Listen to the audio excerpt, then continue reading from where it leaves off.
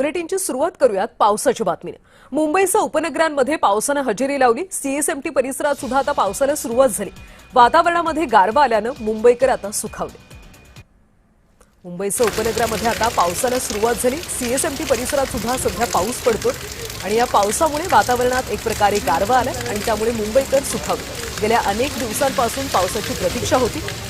अखेर कालपासून मुंबई आणि उपनगरामध्ये पावसाला सुरुवात झाली। आता सीएसएमटी परिसरात सुद्धा पाऊस पडतो। या पावसामुळे मुंबईकर सुखावले। पुढच्या 2 दिवसांमध्ये मान्सून हा मुंबईमध्ये सक्रिय होईल असा एक अंदाज वर्तवला जातो। गेल्या काही दिवसांपासून उकाड्याने मुंबईकर प्रचंड हैराण झाले होते। त्यातच आता कालपासून मुंबई आणि उपनगरामध्ये पावसाला सुरुवात झाली। आणि या संदर्भात अधिकची माहिती घेऊयात। आमचे प्रतिनिधी भाग्यश्री प्रधान सध्या आपल्या सोबत आहेत। भाग्यश्री, खरं तर गेल्या अनेक दिवसांपासून आपण सगळे मुंबईकर पावसाची वाट पाहत होतो आणि आता पाऊस पडतोय। वातावरणामध्ये एक प्रकारे गारवा पाहायला मिळतोय। नक्कीच आपण बघतोय की पावसाला सुरुवात जी आहे ती झालेली आहे। प्रचंड आता पाऊस पडताना प्रचंड आता पाऊस पडताना पाहायला मिळतोय। मी ऍक्च्युअली विधान भवन परिसरामध्ये आहे। सीएसएमटी परिसरात देखील मोठ्या प्रमाणात पाऊस होता आणि आता मी विधान भवनात परिसरामध्ये देखील आपण बघू शकतो की पावसाला जोरदार सुरुवात झालेली आहे। सकाळपासूनच खरं तर पावसाला सुरुवात झाली आहे। 1 ते 1.5 तास झाल्यात या सरी बरसताना पाहायला मिळतात। कुठेतरी गारवा आलाय वातावरणात आणि कुठेतरी मुंबईकर जे आहेत ते सुखावलेले पाहायला मिळतात। काल सकाळी थोडा वेळ पाऊस पडला, त्यानंतर दिवसभर पावसाने पाऊस गायब झाला होता। दिवसभर पाऊस आला नाही।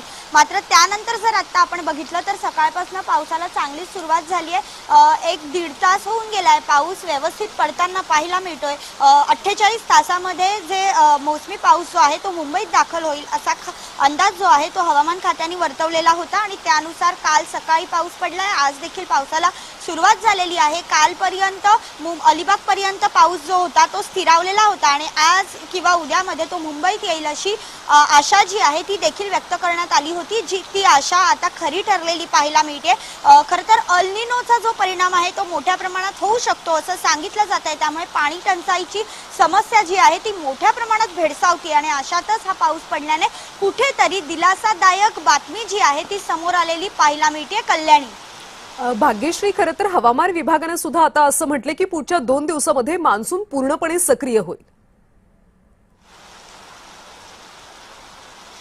नक्कीच मी म्हटलं तसं की 48 तासात मान्सून सक्रिय होणार असल्याची माहिती हवामान खात्याने दिलेली होती। त्यानुसार मान्सून सक्रिय झालाय। कारण काल अलिबागमध्ये जर आपण बघितलं तर हरणे सुरुवातीला जर आपण बघितलं तर हरणेपर्यंत जो वारा होता तो स्थिर झालेला होता।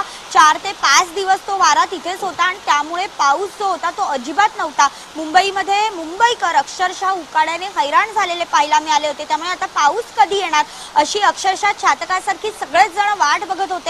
मात्र आपण जर बघितलं तर काल जो वारा होता तो अलिबाग पर्यंत दाखल झाला आणि त्यानंतर तो मुंबई पर्यंत येईल असं हवामान खात्याने सांगितलं होतं। त्यानुसार काल थोडासा सकाळी पाऊस पडला।